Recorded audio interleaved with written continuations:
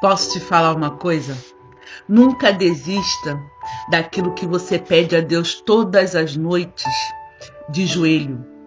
Porque quando o joelho se dobra no tempo certo, o milagre acontece.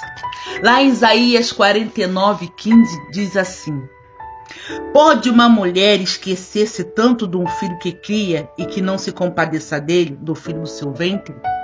Mas ainda que esta se esquecesse, em todavia me não esquecerei de ti. Isaías 49:15. Deus, Ele nunca irá se esquecer de você.